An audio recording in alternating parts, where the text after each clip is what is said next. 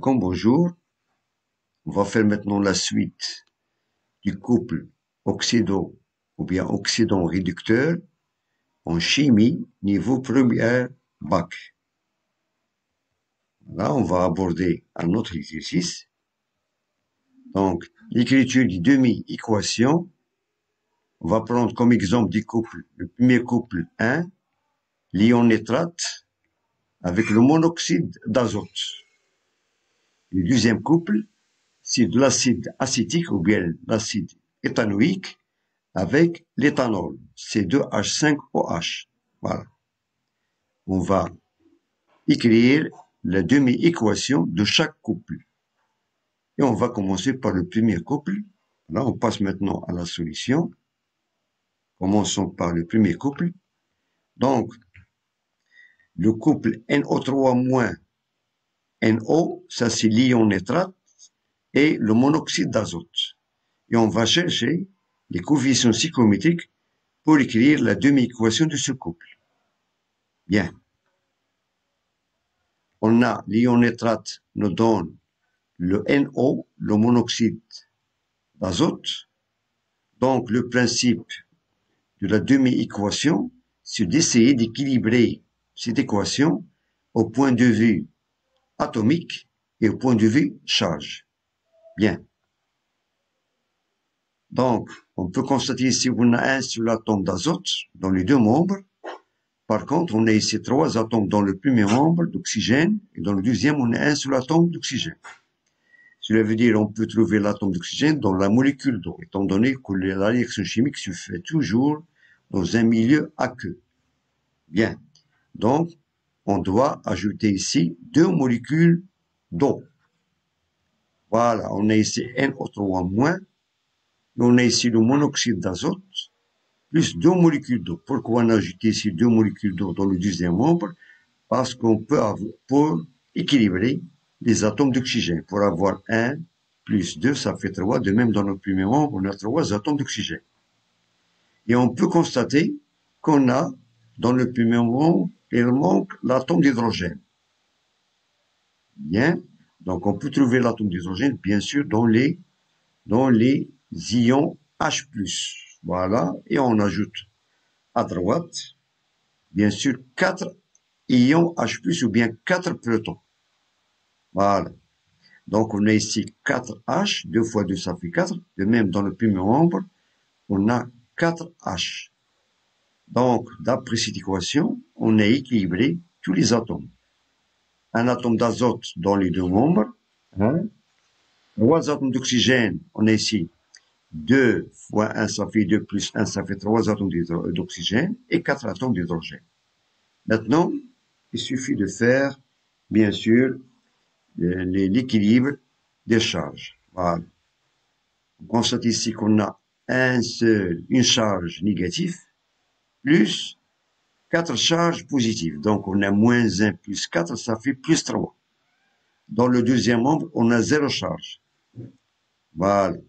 C'est-à-dire que dans son membre, il y a un déficit des électrons.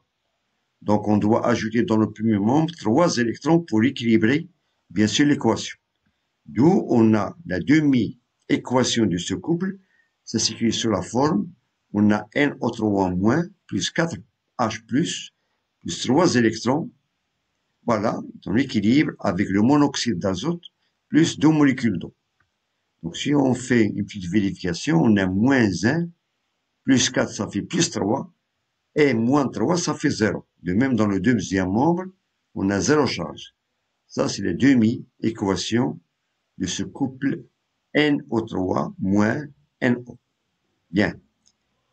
On passe maintenant au deuxième exemple, deuxième couple de l'acide acétique ou bien de l'acide éthanoïque avec l'éthanol. L'éthanol, c'est C2H5OH. Bien. On a ici le couple. Et on va essayer de donner la demi-équation de ce couple. Bien. Voilà, on a le CH3COOH nous donne le C2H5OH. Ça, c'est l'éthanol et ça, c'est l'acide acétique ou bien l'acide éthanoïque. Et on peut constater qu'on a deux atomes de carbone dans le premier membre, de même dans le deuxième membre, on a deux atomes de carbone. On a deux atomes d'oxygène. Par contre, ici, on a un seul atome d'oxygène. Où peut-on trouver la même chose que le premier cas? Les atomes d'hydrogène, on va les trouver dans des molécules d'eau. Donc, on doit ajouter ici une seule molécule d'eau dans le deuxième membre. Et on aura CH3COH nous donne l'éthanol, c'est-à-dire C2H5OH plus une molécule d'eau. Donc, on a équilibré ici les atomes d'oxygène, deux atomes d'oxygène dans le deuxième, de même dans le premier membre. Mais on constate que les atomes d'hydrogène, on a ici dans le premier membre, on a ici 4 atomes d'hydrogène, 3 plus 1, ça fait 4.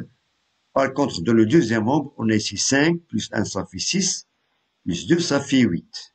Donc, il manque 4 atomes d'hydrogène dans le premier membre. D'où, on doit ajouter dans le premier membre 4 H+. Voilà. 4 H+, pour équilibrer les atomes dans les deux membres. Voilà. Et vous pouvez constater d'après le premier exemple, ou bien d'après l'exemple précédent, on commence toujours par la molécule d'eau, et ensuite on ajoute des ions H+, ou bien des protons H+. Bien. Et on va faire une petite vérification. On a ici 4 charges positives dans le premier membre. Par contre, dans le deuxième membre, on a 0 charge. Donc, ici, il y a un déficit des électrons. Donc, pour neutraliser cette équation, on doit ajouter, bien sûr, 4 électrons. Voilà, et on aura CH3COH plus 4H+, plus 4 électrons pour nous donner l'éthanol plus une molécule d'eau. Ça, c'est la demi-équation de ce couple CH3COH, c'est-à-dire de l'acide éthanoïque et de l'éthanol. Voilà. Et d'après les deux exemples, on a ici toujours la forme oxydante plus un certain nombre d'électrons qui nous donne la forme réduite. C'est la forme C2H5OH pour ce couple. Pour l'exemple précédent, on a ici la forme oxydante, c'est NO3-, et la forme réduite, c'est NO. Donc, on écrit dans le cas général, voilà, comme un petit résumé, que un oxydant plus un certain nombre d'électrons donne la forme réduite. Donc, c'est-à-dire un oxydant plus électron donne un réducteur. Dans le cas général, pour le couple redox, ou bien le couple oxydant-réducteur. Voilà. Donc, je vous remercie de votre attention. Bon courage et à très bientôt.